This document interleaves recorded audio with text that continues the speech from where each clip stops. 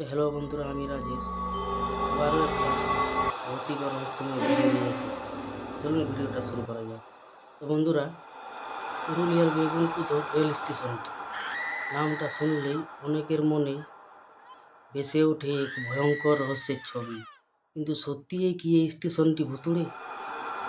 লোকমুখে প্রচলিত গল্প অনুযায়ী এক সময় রাতে স্টেশনের আশেপাশে এক মহিলার অবয়ব দেখা যেত বলে দাবি করা হয়।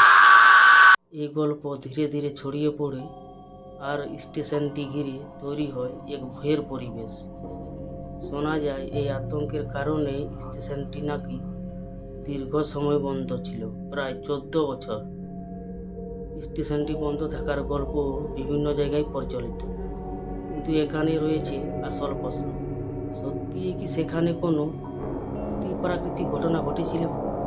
এর পক্ষে আজও কোনো নির্ভরযোগ্য বৈজ্ঞানিক প্রমাণ নেই।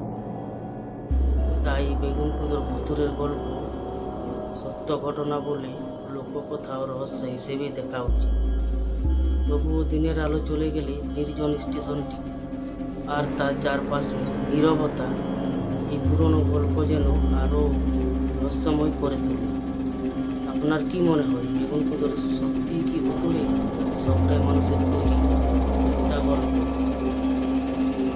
কমেন্টে আপনার মত